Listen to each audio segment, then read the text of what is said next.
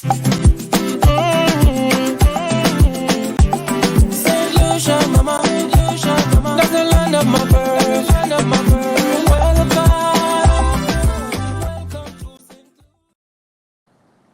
Bonjour tout le monde, jodi à c'est vendredi, il disait, et puis temps pour conversation au cabaret. Good morning, everyone. It is 10 o'clock and it is time for Rum Shop Talks. And the first thing I wanted to start off with today is I've got a few requests about the song that introduces our Rum Shop show. And that song, it's called Welcome to St. Lucia, and it is by Natural Vibes. And luckily, Natural Vibes, my big brother Morgan, he recently released his very first debut album. It's called 2020 Vision, available for purchase on Amazon, iTunes. So if you love the song, definitely go check it out. And the album is actually fantastic. I've listened to it through and through, the whole thing, over and over again.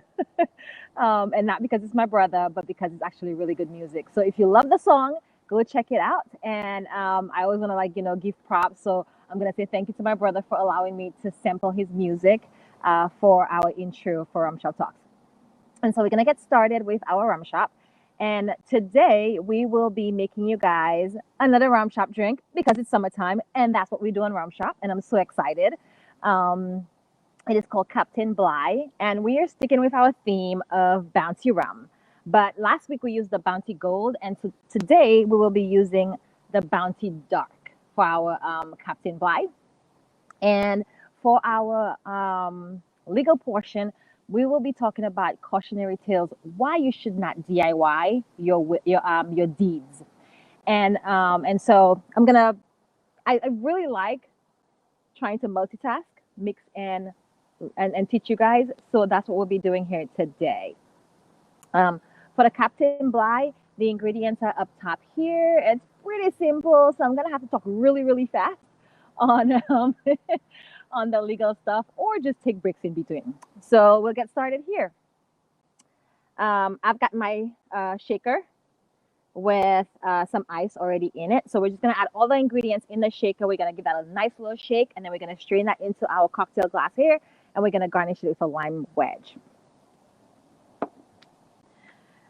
So the reason why I chose the topic of why you shouldn't DIY your deeds, is because deeds seem like they should be such an easy thing to do, right? You can look online and there are forms available, and I've seen a lot of DIY deeds. Um, Most recently, I actually had a deed come into my office. And what we do when a person brings a deed in is that we pull, when a person comes into for estate planning, we pull the deeds. And I like to see the transaction history. And the reason why I like to see the transaction history is because I like to see from the purchase, like when my client purchases the property, to our transfer into the trust, what has to be fixing while we're doing the estate plan. So this client comes in. I'm just going to add our rum, 2 ounces of the Bounty Dark. So client comes in, I pull the transaction history, and I noticed that there was original purchase deed by my client into her revocable trust. And I was like, all right, this is awesome.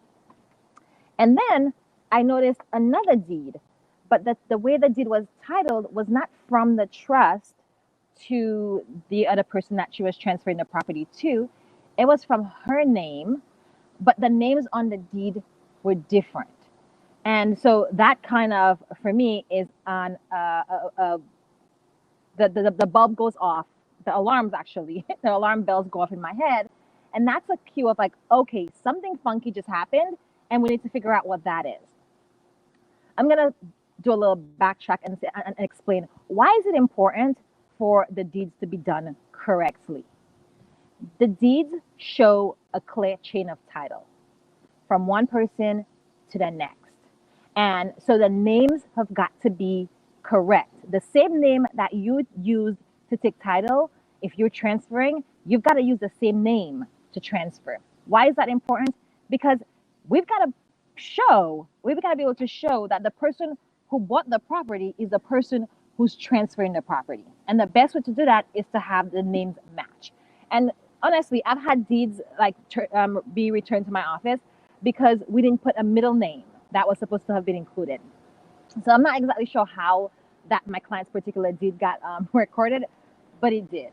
So here we are. We have a piece of property that was purchased in one name into the trust, and it's now been transferred from a different name to another person, but not out of the trust.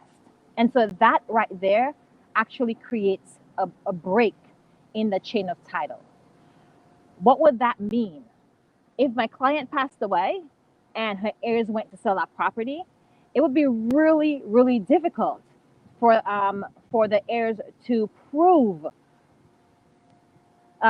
prove collection of title, giving them the authority to sell that property. And so, luckily, we're in a position where we actually get to deal with this now. But that's why it's important to make sure that if you're going to transfer property, that you're not doing it yourself. That you're making sure that you are talking to someone who knows what they're doing, an attorney, a real estate planning attorney, a real estate attorney. Getting that advice, as much as you may be like, it's an easy thing. I can just do this and send it. You could be inadvertently creating problems in your title chain that will make it difficult for your heirs and even for you to be able to sell your property down the road. So I've got the rum in here. I'm going to take a break and try to get this drink going. I've got the rum in here. We put 2 ounces of the dark rum. We're going to put 1 ounce of freshly squeezed lime juice in there. It said 0.75 ounces of simple syrup. I've got my simple syrup here. So I'm going to eyeball that and just not do a whole ounce. I'm going to say this is about, 0.75 ounces in here. And then 2 dashes of the Angostura bitters. 1, 2. So I've got 2 dashes in here. And I'm going to shake. So beyond my particular client, my particular situation, I've seen deeds that have been transferred, and almost always it is where property was transferred into the trust, and the person decided they were going to do a transfer themselves, and they don't transfer it out of the trust. So if you've got property you purchased property in your name, and you have an attorney help you, that attorney will take the property from you into your name as trustee of your trust. If you are transferring that property out of your trust, it's got to say that you as trustee of your trust is transferring that property, because your trust now owns the property. You no longer own it in your own name. And so it's very important to be able to show that clear chain where it's one of those building block things. It went from me in my name to me as trustee of my trust, from me as trustee of my trust to whomever I want it to go to. And then if we're going back again into the trust, from that person back into the trust, it's got to be very clear. Someone has to be able to sit there and look and say, okay, I can see exactly what just happened here without any kind of discrepancy.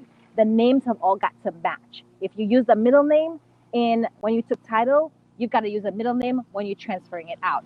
If you use your legal name when you are purchasing the property, you've got to use your legal name when you are transferring it. You can't go from my nickname to my legal name and back to my middle name as I'm transferring title on each deed. That's not going to work. That right there will cause a chain of title issue.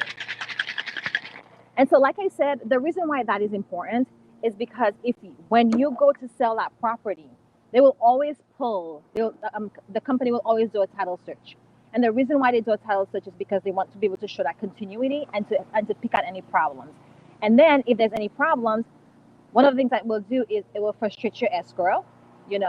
There's always money involved when you're purchasing property, so you could end up losing the money that you've put in because you now have to fix this problem. Hey, good morning. Floriana? So it is very important. Like I said, this client, luckily, we're paying 400. It's going to cost us $400 to get a preliminary title search to figure out exactly how to fix this issue. So that's not so bad. But if the client had passed away and the heirs were doing this, it would cost a whole lot more to try to unravel this. So when we're thinking about cost, people always think, I don't want to hire an attorney because it's going to cost money.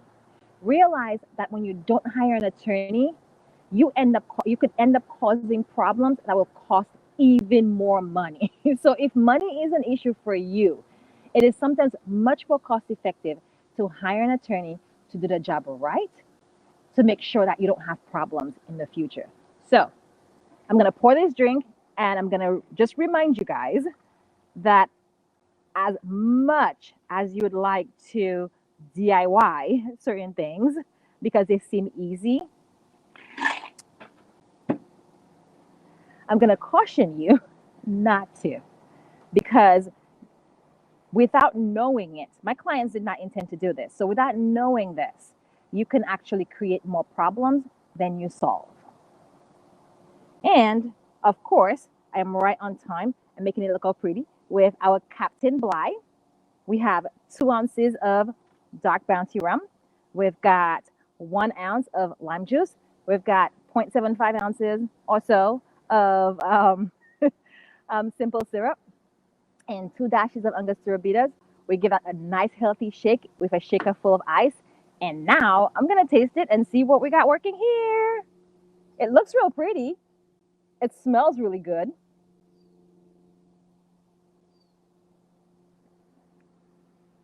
And that is sublime. Nice and refreshing. It is sweet but not too sweet, which is how I like my drinks. I taste the rum but not too much, and I taste the lime but not too much. Well balanced. I'm super happy for this thing. And if I didn't have an estate plan that I actually have to draft and upload, I'd be finishing this off this morning. You guys, thank you so much for stopping by.